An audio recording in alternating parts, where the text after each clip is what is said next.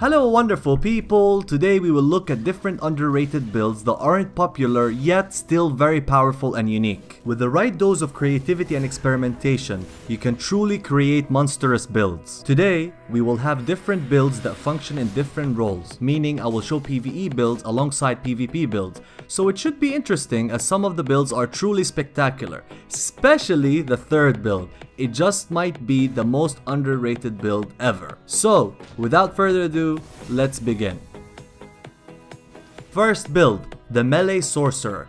Items you need, Great Sword of Judgment.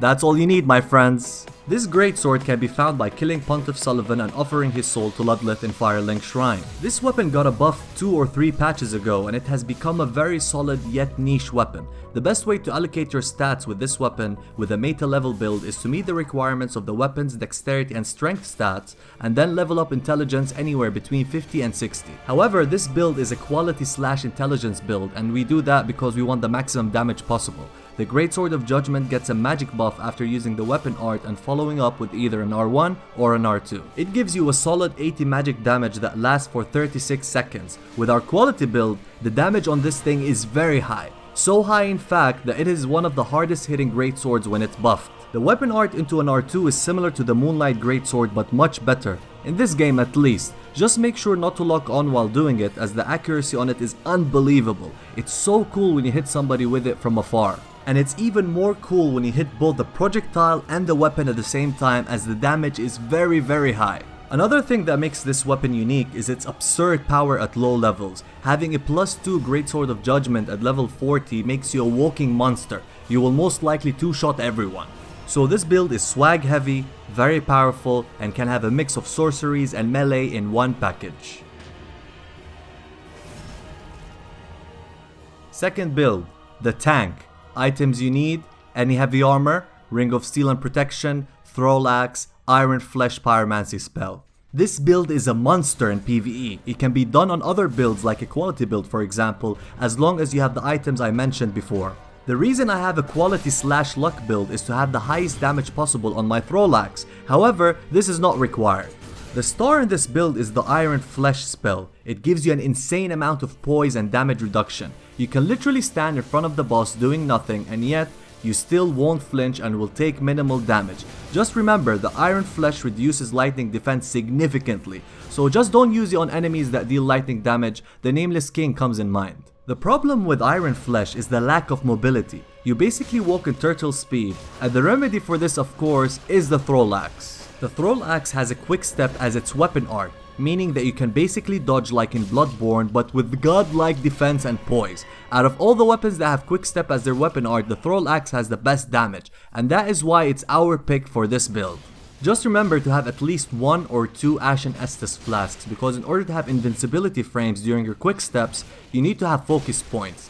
The heavy armor and the Ring of Steel protection boost your defense even further. Just remember that the Ring of Steel and protection doesn't work effectively in PvP. Once you finish this build, go inside the boss arena, cast Iron Flesh, stand in front of the boss and just spam your way to victory.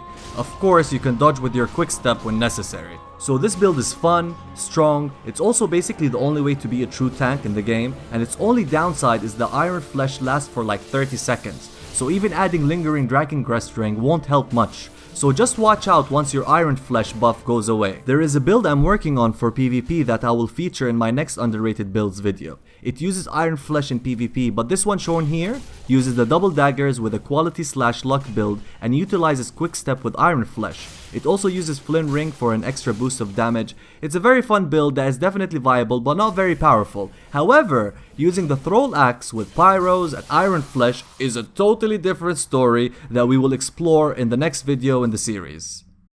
Third build, the most underrated build ever. Items you need, Carthar's Curved Sword, Carthar's Rouge. This build is the most underrated thing in the game. You never find this sword in PvP for some reason, for some odd reason.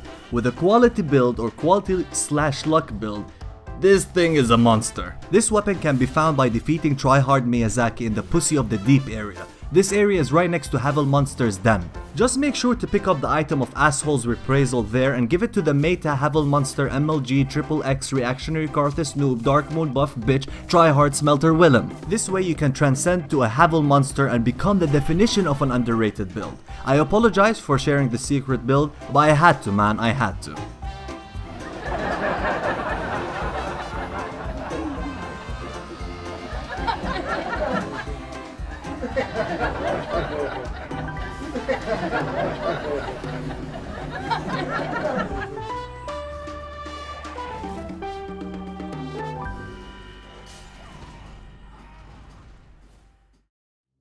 Fourth build, Pontiff Hunter. Items you need: Old Wolf Curved Sword, Pontiff Right Eye Ring, Pontiff Left Eye Ring, Blessed Weapon Spell Buff, any dual wield weapon, Ring of the Evil Eye, Sun Princess Ring, Karthus Beacon Spell, any blessed weapon on the offhand. This build is the closest you can get to a Bloodborne Hunter. It rewards aggressive play by giving you back HP similar to Bloodborne. The star of this build is the Pontiff Left Eye Ring and the Old Wolf Curved Sword, both of which gives you back HP when attacking enemies many times in a row. However, the ring by itself is not sufficient.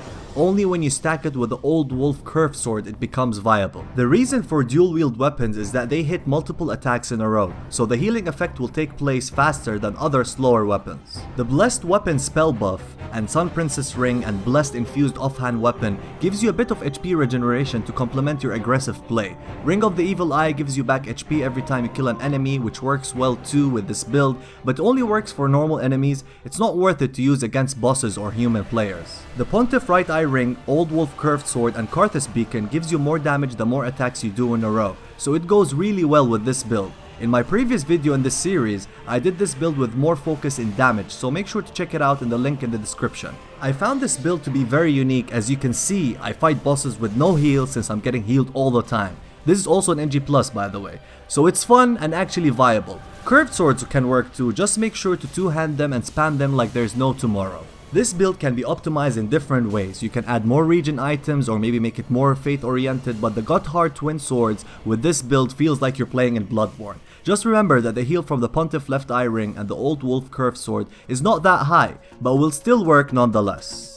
The fifth and final build, the one-shot Sorcerer. Items you need: Court Sorcerer's Staff, Crystal Sage Staff, Scholar's Candlestick, Bellowing Dragon Crest Ring, Young Dragon Ring, Sorcerer Ring, Lloyd's Sword Ring, Crown of Dusk, Crystal Soul Spear Sorcery Spell, Crystal Homing Soul Mass Sorcery Spell, Farron Flash Sword Sorcery Spell. If you noticed, this is a low-level build that focuses in one-shotting human players. All you need is 55 intelligence with the Sorcerer Ring, so it gives you 5 extra stats for intelligence, making the total stat for intelligence 60. In this soul level range, you can invade instantly in any area in the game, and most of the time you will find yourself one-shotting everything.